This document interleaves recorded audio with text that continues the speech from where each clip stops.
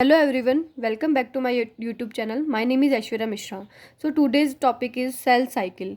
Cell cycle जो है DRT और BRT फर्स्ट ईयर के स्टूडेंट्स के लिए बहुत ज़्यादा इंपॉर्टेंट है क्योंकि ये हमेशा 5 to 10 मार्क्स का क्वेश्चन आपके एग्जाम में आएगा.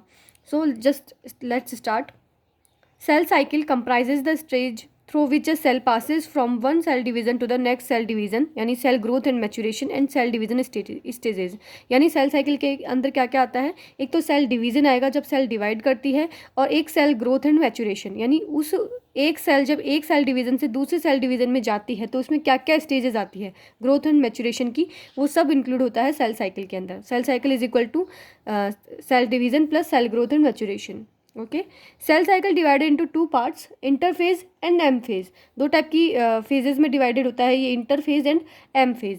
इंटरफेज क्या है? Interphase is basically the phase where the cell is preparing itself in order to divide. Interphase में जो सेल होगी वो डिवाइड करने के लिए प्रिपेयर की जाएगी, डिवाइड होने के लिए इसको प्रिपेयर करना पड़ेगा. और एम फेज में सेल का डिवीजन होगा. तो इंटरफेज इज प्रिपरेशन और M phase is division. Cell cycle is controlled by various proteins and enzyme. अब जो सेल साइकिल है वो बहुत सारे प्रोटीन्स और एंजाइम्स के द्वारा कंट्रोल की जाती है, लेकिन जो एक सबसे इंपॉर्टेंट प्रोटीन है जो इसको कंट्रोल करता है वो होता है cyclin. So this is cell cycle. ये सेल साइकिल का फिगर है. इसमें देखिए ये रेड वन है ये है एम फेज, ठीक है. एंड ये जो बाकी के ये जो जितना भी है ये है इंटरफेज, ठीक है.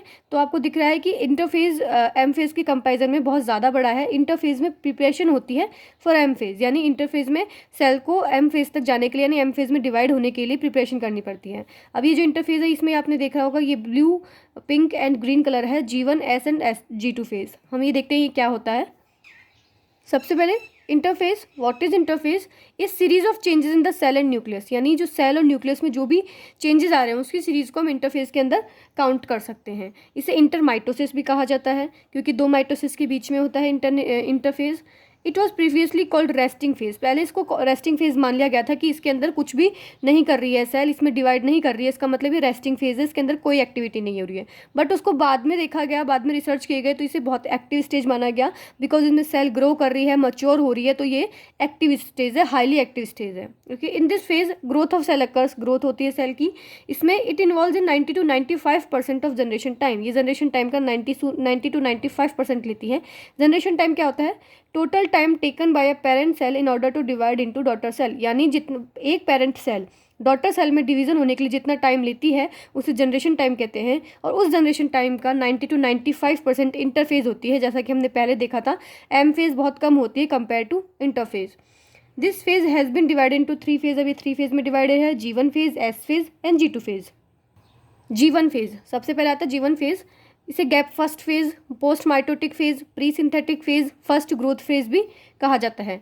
It is the phase occurs between M phase and DNA replication. अब ये ऐसी फेज है जो कि एम फेज में और डीएनए रेप्लिकेशन के बीच में होती है, क्योंकि जो G1 के बाद में जो एस फेज आती है, ठीक है, इसमें होता है डीएनए रेप्लिकेशन और इससे पहला आता है एम फेज, जहाँ पे इसलिए क्या होता है एम फेज और डीएनए रेप्लिकेशन के बीच की फेज बोली जाती है. It is the longest phase of interphase. ये जो होती है इंटरफेज की सबसे लॉन्गेस्ट फेज होती है. In this phase RNA and different types of proteins are synthesized and nucleotides, amino acid and energy rich compounds are also synthesized. यानी इसके अंदर क्या क्या हो रहा है? RNA बन रहा है, डिफरेंट टाइप के प्रोटीन्स बनेंगे, न्यूक्लियोटाइड्स बनेंगे, अमीनो एसिड्स बनेंगे और एनर्जी रिच कंपाउंड्स यानी ATP मॉलिक्यूल्स बनेंगे. ये ATP मॉलिक्यूल्स बाद में क्या काम आएंगे? एनर्जी के लिए काम आएंगे, इसलिए इन्हें एनर्जी रिच कंपाउंड्स कहा जाता है. ठीक है. Fates of cell in G1 phases. अब जो G1 फेज में जो सेल आ चुकी है उसके क्या फेट हो सकते हैं? फेट मतलब क्या, उसकी आगे डेस्टिनी क्या हो सकती है, भाग्य क्या हो सकता है. First, continue cell cycle and enter S phase. यानी या तो कंटिन्यू करेगी सेल साइकिल को और एस फेज में एंटर कर जाएगी, या फिर वो सेल साइकिल को स्टॉप कर देगी और G0 फेज में एंटर कर जाएगी. यानी एक तो ये G1 से ये जो G1 है या तो ये एस फेज में जाएगी या फिर ये G0 में जाएगी, जो भी इसमें सेल प्रेजेंट होगी. And what is G0 phase? ये हमने देखा नहीं, तो हम देखते हैं what is G0 phase. G0 phase को क्यूसेंट फेज भी बोला जा सकता है. This is the stage of cell cycle inactivation. Inactivation होती है इनके अंदर cell cycle. The cell in G0 phase is not going to perform the normal activities of cell cycle. यानी जो सेल इसके अंदर जो G0 फेज है उसमें जो सेल होगी वो सेल साइकिल के अंदर होने वाली नॉर्मल एक्टिविटीज़ तो परफॉर्म नहीं करेगी. This happens due to absence of mitogens and energy rich compounds. ये कब होता है? G1 सेल से G0 सेल में G1 फेज से G0 फेज में सेल कब जाएगी? जब या तो उसमें माइटोजेंस यानी जो कि उसको माइटोसिस के लिए इंड्यूस करते हैं वो पदार्थ, जो वो सब्सटेंसेस जिन्हें हम माइटोजेंस बोलते हैं, या फिर एनर्जी रिच कंपाउंड्स यानी एटीपी जो हमें चाहिए होता है माइटोसिस करने के लिए या फिर डिवीज़न करने के लिए, वो दोनों में कोई भी एब्सेंट होगा तो जो G1 फेज़ में सेल है वो एस फेज़ में जाने की बजाय G0 फेज़ में चले जाएगी। The cells in this phase are metabolically active but they do not grow and differentiate. यानी इसका मतलब ये नहीं है कि G0 फेज में जो सेल्स चली गई हैं वो डेड हो जाएंगी, डेड नहीं होगी, वो मेटाबॉलिकली एक्टिव होगी, उसके अंदर मेटाबॉलिज्म होगा, बट ये ग्रो नहीं करेगी और ना ही ये डिफरेंशिएट करेगी, ये खुद कोई एक्टिविटी नहीं करेंगी बट दे आर एक्टिव। ठीक है, तो ये होता है G0 phase. So next is S phase. G1 phase में अगर कोई सेल जिसमें एटीपी वगैरह सब कुछ है तो वो सीधा एस फेज में आती है। It is also known as synthetic phase. इसे सिंथेटिक फेज कहा जाता है, क्यों? Because it is a phase where DNA doubles और सिंथेसिस और कॉपिंग ऑफ डीएनए हैपन्स। यानी इसके अंदर डीएनए का सिंथेसिस होता है और पार्टिकल्स का सिंथेसिस होता है जो कि इंपॉर्टेंट होते हैं सेल डिवीजन के लिए, इसलिए इसे सिंथेटिक फेज भी कहा जाता है। Chromosome replicate in this phase. Chromosome जो होते हैं वो रेप्लिकेट करते हैं अपने आप को, यानी अपनी जो कॉपीज़ होती हैं उनको बढ़ाते हैं। It involves the formation of chromatin fibres. इसके अंदर क्रोमेटिन फाइबर्स का फॉर्मेशन होगा। Synthesis of histone proteins also occurs in this phase. यानी कि इस फेज में हिस्टोन प्रोटीन्स का सिंथेसिस होता है। What are histone proteins? Histone proteins basic type of protein which helps in DNA condensation and coiling. यानी ये ऐसे प्रोटीन्स होते हैं जो कि डीएनए के कंडेंसेशन में यानी उसके संघनन में, उसको कहते हैं ना डीएनए का कंडेंस होने में, और उसकी कॉइलिंग में यानी जिसे इस टाइप से कॉइलिंग में उसकी हेल्प करते हैं। ये हिस्टोन प्रोटीन ही होते हैं जो डीएनए की पैकिंग करते हैं और उसको आगे पहुँचाते हैं, क्रोमोजोम में पैक करते हैं। ठीक है, दिस इज एस फेज और synthetic phase. The next and last phase of interphase is G2 phase. ये G2 फेज होती है, इसे gap two phase, post synthetic phase, pre mitotic phase और सेकंड ग्रोथ फेज भी कहा जाता है। पोस्ट सिंथेटिक क्यों? बिकॉज सिंथेटिक फेज के बाद में आती है। प्री माइटोटिक क्योंकि माइटोसिस से पहले है। सेकंड ग्रोथ क्योंकि फर्स्ट ग्रोथ फेज हमने किसको कहा था? G1 को। So it is the phase synthesis. It in this phase synthesis of DNA stops. यानी जो सिंथेसिस हो रहा था डीएनए का एस फेज के अंदर, वो यहाँ जाकर के स्टॉप हो जाएगा, रुक जाएगा। दिस फेज इन्वॉल्व इन किस किस चीज़ में इन्वॉल्व रहती है ये देखते हैं हम। Synthesis of spindle proteins. Spindle proteins के सिंथेसिस में जो कि क्या काम करते हैं? Helps in segregation of DNA molecules. DNA molecules को सेग्रीगेट होने के यानी पास आने के लिए हेल्प करेगा। Formation of 3 types of RNA, यानी ये आरएनए फॉर्मेशन में भी हेल्प करेगा, जैसे कि tRNA, mRNA, rRNA, transfer RNA, messenger RNA and ribosomal RNA. Synthesis and storage of ATP molecules. ATP molecules को सिंथेसाइज भी करेगा और उनको स्टोर भी करके रखेगा।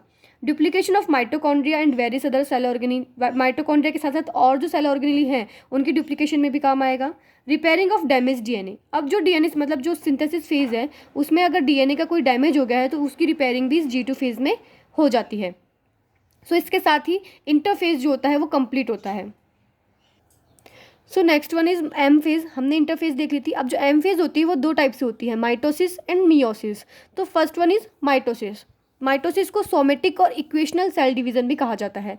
सोमेटिक बिकॉज ये सोमेटिक सेल्स में होगा, और इक्वेशनल मतलब ये जो इसमें जो डॉटर क्रोमोसोम्स या डॉटर सेल्स बनेंगी वो उसके पेरेंट सेल के इक्वल होती है, इसे इक्वेशनल सेल डिवीजन कहा जाता है। After process of mitosis, chromosomes are distributed equally into 2 daughter cells which have same number and type of chromosomes like parent cell। यानी अब जिसमें क्रोमोसोम्स डॉटर जितने पेरेंट सेल में हैं उतने ही डॉटर सेल में होंगे, इसीलिए इसे इक्वेशनल सेल डिवीजन भी कहा गया है। It occurs in somatic cells and also occurs sometimes in germ cells of gonads.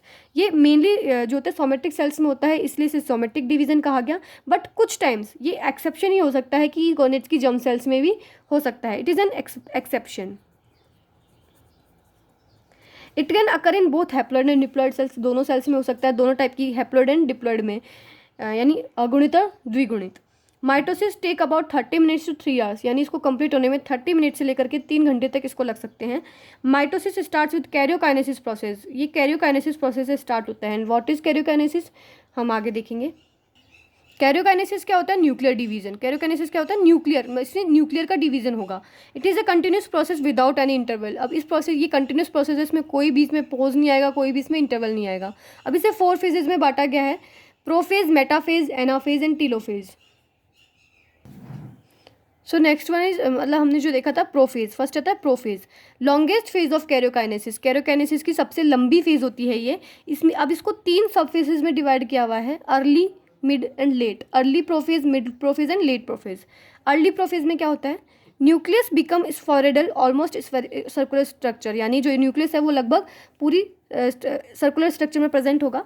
DNA molecules condense to form elongated thread like chromosome, जो डीएनए मॉलिक्यूल्स हैं वो आपस में कंडेंस हो जाएंगे ताकि वो एक थ्रेड लाइक इलोंगेटेड क्रोमोसोम में आ सके। Shortening of chromosome due to coiling together of axial protein और कॉइलिंग ऑफ क्रोमेटिन फाइबर्स, यानी अब जो क्रोमोसोम्स हैं उनकी शॉर्टनिंग होगी ताकि मतलब कॉइलिंग की हेल्प से, यानी जो हमने प्रोटीन्स देखे थे उनकी हेल्प से कॉइलिंग होकर के इसकी शॉर्टनिंग हो जाएगी। Centrioles begins to shift towards opposite side, अभी जो सेंट्रल्स हैं ये अपोजिट साइड में शिफ्ट हो जाएंगे। देखो कि ये पहले इस टाइप से क्रोमोसोम प्रेजेंट है अभी अर्ली प्रोफेज में, तो अब इसका कंडेंसेशन होगा। इसके अलावा ये जो सेंट्रल्स हैं ये भी अपोजिट साइड में शिफ्ट हो रहे हैं धीरे धीरे। सो नेक्स्ट मिड फेज में क्या होगा, फर्दर कंडेंसेशन ऑफ क्रोमोसोम, यानी जो क्रोमोसोम का कंडेंसेशन अर्ली फेज में स्टार्ट हुआ, अर्ली प्रोफेज में, वो इसमें और भी ज़्यादा कंडेंसेशन होगा। न्यूक्लियर मेम्ब्रेन एंड न्यूक्लियोलस, ये जो होंगे दोनों पार्ट्स सेल के, ये स्टार्ट्स डिसअपियरिंग होना, मतलब खत्म होना, डिजॉल्व होना स्टार्ट हो जाएंगे। लेट प्रोफेज, इसमें क्या होगा, complete disappearance of Golgi body, endoplasmic reticulum, nuclear membrane and nucleolus, यानी जितने भी सेल ऑर्गेनिज्म हैं उनका सबका डिसअपियरेंस होना स्टार्ट हो जाएगा। Further condensation of chromosomes and move towards nuclear membrane, अब ये जो कंडेंसेशन होगा और भी ज़्यादा होगा, और ये जो न्यूक्लियर मेम्ब्रेन के साइड में टूवर्ड्स न्यूक्लियर मेम्ब्रेन के साइड में मूव करेंगे। Centriole reached at opposite poles, centriole जो होंगे अपोजिट पोल्स में। अब देखिए सेंट्रल जो है ये लगभग अपोजिट पोल्स में पहुंच चुके हैं, और जो क्रोमोसोम्स अपने पहले नेटवर्क लाइक देखे थे, अब ये इस टाइप से कंडेंस होकर के इस टाइप की शेप इन्होंने ले ली है। नेक्स्ट है मेटाफेज। प्रोफेज कंप्लीट हो गई। मेटाफेज में हम देखेंगे कि ये 2 से 10 मिनट का टाइम लेगी। Chromosome arrange at the equatorial plane मतलब एक बीच में इसने ये मिड प्लेन बना लिया है इक्वेटोरियल प्लेन पे, तो इसे इक्वेटोरियल प्लेन बोला जाता है। Each chromosome is joint by two centromere by 2 chromosomal fibre, centromeres के द्वारा जुड़े हुए हैं। फॉर्मेशन ऑफ मेटाफेजिक और इक्वेटोरियल प्लेट का फॉर्मेशन हुआ है इसके अंदर। This is the best phase to count and study the morphology of chromosomes, कि ये बेस्ट फेज होती है कि ये काउंट कर सके और मॉर्फोलॉजी ऑफ क्रोमोसोम्स की देख सके, बिकॉज ये पूरी तरीके से कंडेंस है और एक प्लेन पे प्रेजेंट है। इसके अलावा ये जो क्रोमोसोम्स है ये देखिए इसके द्वारा भी सेंट्रल्स के द्वारा जुड़े हुए हैं क्रोमोसोमल फाइबर्स के द्वारा, तो ये होती है metaphase. Next is anaphase, shortest phase of cell cycle. Cell cycle की सबसे छोटी फेज होती है लगभग 2 से 3 मिनट की। Chromosome splits and each sister chromatid have their own centromere, अभी जो क्रोमोसोम है ये देखो स्प्लिट हो चुका है, जो पहले 2 उसमें था, और इनके पास में खुद का सेंट्रोमियर प्रेजेंट हो जाएगा। इन this phase formation of daughter chromosome occurs, ये फॉर्मेशन ऑफ डॉटर क्रोमोसोम है, ये जो क्रोमोसोम है ये डॉटर क्रोमोसोम हो चुके हैं अब। This daughter chromosome start moving towards opposite poles, ये अपोजिट पोल्स की तरफ मूव करने लग जाएंगे, क्योंकि अब जो माइक्रोट्यूब्यूल सेंट्रोमियर जो होता है, सेंट्रोसोम जो होता है ये माइक्रोट्यूब्यूल से बनाता है, अभी माइक्रोट्यूब्यूल कॉन्ट्रैक्ट होंगे तो इसलिए ये एक दूसरे पोल्स की साइड में मूव करने लग जाएंगे। Nuclear matter gets divided into 2 equal halves, अभी जो न्यूक्लियर मैटर होगा वो भी इनमें बराबर बच जाएगा। Next and last phase of mitosis, telophase. It is known as reverse phase of prophase. इसे रिवर्स फेज क्यों बोला जाता है प्रोफेज का, क्योंकि जो भी काम प्रोफेज में हुआ है अब उसका रिवर्स टीलोफेज में होगा। It takes about an hour to complete, 1 घंटा लगता है इसमें। सिस्टर क्रोमेटिड और daughter chromosome reorganise themselves into nuclear, अब ये जो सिस्टर क्रोमोसोम और डॉटर क्रोमोसोम है वो एक दूसरे को वापस से ऑर्गेनाइज करने लग जाएंगे। न्यूक्लियर मेम्ब्रेन स्टार्ट्स फॉर्मिंग, जो कि पहले डिसअपियर हो गई थी प्रोफेज के अंदर, अब वो इसके अंदर वापस से बनने लग जाएगी, न्यूक्लियोलस वापस से बनने लग जाएगा। डीकंडेंसेशन ऑफ क्रोमोसोम्स, यानी पहले जो कंडेंसेशन हो रहा था वो जुड़ रहे थे, मतलब पास संघनित हो रहे थे, अब डीकंडेंसेशन होने लग जाएगा, वापस से वो नेटवर्क फॉर्म में आ जाने लग जाएंगे। माइक्रोट्यूब्यूल्स अंडरगो डिप्लॉय पॉलीमराइजेशन, मतलब जो ये सेंट्रोल्स थे इसमें जो माइक्रोट्यूब्यूल्स थे वो डीपॉलीमराइज हो चुके हैं, और अभी देखिए इसमें कोई भी एस्टर नहीं बन रहा, यानी कोई भी ये जो पहले हमने देखा था कि वो इस टाइप से ये यूं इस टाइप से आ रहे थे, वो माइक्रोट्यूब्यूल्स के रिलैक्सेशन के कारण आ रहे थे, अब इसमें नहीं आ रहे हैं क्योंकि ये डीपॉलीमराइज हो चुके हैं। तो अब ये देखिए 2 न्यूक्लियस बन चुके हैं अलग अलग सिस्टर क्रोमेटिड्स के, और ये जो सेंट्रोल्स हैं वो भी अलग अलग हो चुके हैं, दूर दूर जा चुके हैं। अब देखो कैरियोकाइनेसिस हो चुका है, यानी न्यूक्लियस का डिवीजन हो चुका है, एक सेल में 2 न्यूक्लियस हो चुके हैं। अब होगा cytokinesis, division of cytoplasm into 2 daughter cells, अब यानी साइटोप्लाज्म में डिवाइड हो जाएगा तो 2 डॉटर सेल्स हमें मिल जाएंगी। After cytokinesis the cell organelles are distributed equally between the 2 cells, यानी 2 सेल्स में इक्वली सेल ऑर्गेनेल डिवाइडेड हो जाएंगे, डिस्ट्रीब्यूट हो जाएंगे। It takes place after karyokinesis, karyokinesis के बाद में होता है नॉर्मली, बट अगर साइटोकाइनेसिस के पहले, मतलब साइटोकाइनेसिस जो होता है कैरियोकाइनेसिस के पहले ना हो, के बाद ना हो, अगर कैरियोकाइनेसिस हो जाए और साइटोकाइनेसिस ना हो तो ये कंडीशन जो होती है सिनसाइटियम। सिनसाइटियम यानी पॉलीन्यूक्लियस, यानी अगर साइटोकाइनेसिस नहीं हो रहा है और कैरियोकाइनेसिस हो रहा है तो एक सेल में दो से ज़्यादा या एक से ज़्यादा न्यूक्लियस हो जाएंगे, तो इसे बोलते हैं syncytium condition. This process start towards middle of anaphase and completes with telophase, यानी ये एनाफेज के मिडिल में स्टार्ट हो जाती है और टीलोफेज के खत्म होते होते ये भी साइटोकाइनेसिस भी खत्म हो जाता है। In human cell spindle fibres get condense and solidified to form dense structures called mid body. In human cell cleavage cytokinesis occurs, यानी इसमें क्या कह रहा है कि ह्यूमन सेल में जो स्पिंडल फाइबर्स होते हैं वो कंडेंस हो जाएंगे और सॉलिडिफाइड होकर के एक डेंस स्ट्रक्चर से बनाएंगे, जिसे हम मिड बॉडी कह सकते हैं। इसे हम फॉरो कह सकते हैं, एक दरार सी है। देखिए ये जो दोनों जो हमने टीलोफेज में स्ट्रक्चर देखी थी, अब इसमें जो स्पिंडल फाइबर है वो कंडेंस होकर के सॉलिडिफाइड होकर के इस साइड से फरो बना ली, यानी दरार बना ली है। तो अब यहाँ पे क्लीवेज हो जाएगी, मतलब ये क्लीवेज फरो है, इससे ये दोनों डिवाइड हो जाएंगे। ठीक है, ये धीरे धीरे यहाँ से इस तरीके से आती जाती है, इनवेल्स होती जाती है और इस टाइप से दो सेल्स में बढ़ जाती हैं। तो ये होता है साइटोकाइनेसिस और this is the method for only human cell और एनिमल सेल। प्लांट सेल में अलग टाइप से होता है। तो ये साइटोकाइनेसिस का मेथड जो होता है एनिमल सेल या फिर ह्यूमन सेल में ही लिया जाता है। अब इससे साइटोकाइनेसिस के बाद में हमारा जो एम फेज माइटोसिस होता है वो कंप्लीट होता है। कैरियोकाइनेसिस हो गया, न्यूक्लियर डिवीजन हो गया, एंड साइटोकाइनेसिस में साइटोप्लाज्म डिवीजन हो गया। तो दो सेल्स हमें मिल चुकी हैं। अब अगर हम देखें इसके सिग्निफिकेंस ऑफ माइटोसिस देखें, कीप्स क्रोमोसोम नंबर कांस्टेंट, इसमें क्रोमोसोम के नंबर कांस्टेंट है पेरेंट सेल और डॉटर सेल में। Mitosis maintains genetic stability in daughter cell, यानी जेनेटिक स्टेबिलिटी भी मेंटेन करेगा, क्योंकि जितने क्रोमोसोम उसमें हैं उतने ही डॉटर सेल में होंगे, तो जेनेटिक स्टेबिलिटी भी मेंटेन रहेगी। Helps in growth and development of zygote, zygote में जो होता है, जैसे कि जाइगोट का जब डेवलपमेंट होता है तो उसमें माइटोसिस होता है ताकि वो अपनी नंबर्स सेल के नंबर बढ़ा सके।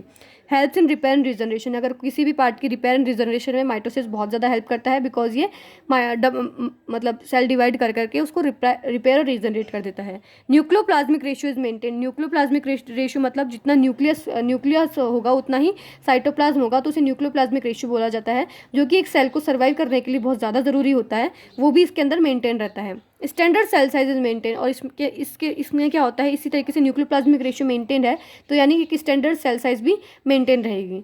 तो ये होता है माइटोसिस, सिग्निफिकेंस ऑफ माइटोसिस। तो ये माइटोसिस अपने यहाँ पे कंप्लीट होता है। नेक्स्ट वीडियो में हम एम फेज का दूसरा टाइप मियोसिस देखेंगे। तो ये होता है माइटोसिस, नेक्स्ट में हम मियोसिस देख लेंगे।